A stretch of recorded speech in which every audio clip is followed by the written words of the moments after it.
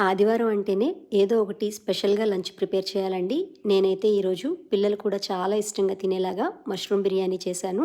చాలా బావుంటుంది. మీరు కూడా ఈసారి ఇలా ట్రై చేసి చూడండి. ముందుగా కుక్కర్‌లో నూనె వేడి చేసి ఉల్లిపాయ చిల్లికలు వేసి వేయించుకోవాలి. ఉల్లిపాయలు కాస్త దోరగా వేగి రంగు మారాక ఒక స్పూన్ అల్లం వెల్లుల్లి ముద్ద వేసి పచ్చి వాసన పోయే వరకు వేయించుకోవాలి. అల్లం వెల్లుల్లి ముద్ద కూడా వేగాక ఇప్పుడు మష్రూమ్స్ జీడిపప్పు వేసుకోవాలి. నేను పచ్చి జీడిపప్పు వేస్తున్నానండి.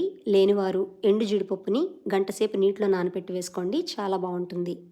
ఇప్పుడు అంతా ఒకసారి కలిపేసి మూత పెట్టకుండా 4-5 నిమిషాలు వేయించుకోవాలి.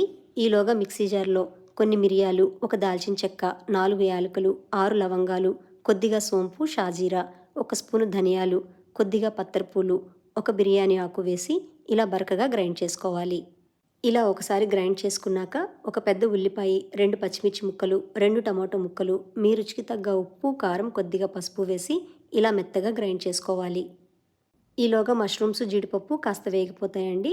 ఇప్పుడు మనం గ్రైండ్ చేసి పెట్టుకున్న మసాలా ముద్ద, ఒక కప్పు పెరుగు, కొద్దిగా పుదీనా, కొత్తిమీర వేసి ఒకసారి కలిపేసి అరచెక్క నిమ్మరసం పిండి అంతా బాగా కలిసేలాగా కలుపుకొని మూత పెట్టి 5 నిమిషాలు చిన్న మంట మీద ఉడికించుకోవాలి. మనం టమాటో కూడా వేసాం కాబట్టి నిమ్మరసం అరచెక్క అయితే సరిపోతుందండి. మరీ ఎక్కువగా పిండుకుంటే పుల్లగా అయిపోతుంది. 5 నిమిషాల తర్వాత మూత తీసి చూస్తే టమాటోల్లో ఉన్న నీరంతా ఎగిరిపోయి కూర దగ్గర పడుతుందండి. ఇప్పుడు గంటసేపు నానబెట్టుకున్న బాస్మతి బియ్యాన్ని 80% ఉడికించుకొని ఈ కూరలో కలుపుకోవాలి. నేను చెప్పిన మసాలా దినుసుల కొలత అంతా కూడా గ్లాసున్నర బాస్మతి బియ్యానికి చెప్పానండి. దాన్ని బట్టి మీరు చూసి వేసుకోండి.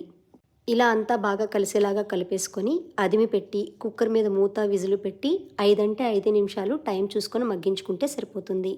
5 నిమిషాల తర్వాత స్టవ్ మీద నుంచి దించేసి ప్రెషర్ పోయాక మూత తీసి చూస్తే మన మష్రూమ్ బిర్యానీ రెడీ అయిపోతుందండి. ఇలా వండుకోవడం వల్ల బిర్యానీ మనకి పొడి పొడిలాడుతూ వస్తుందండి. ఏమాత్రం అడుగంటదు. నిజంగా ఈ మష్రూమ్ బిర్యానీ చాలా టేస్టీగా ఉంటుంది. మీరు కూడా ఒక్కసారి ట్రై చేసి చూడండి. ఎంత బాగుంటుందో మీకే తెలుస్తుంది.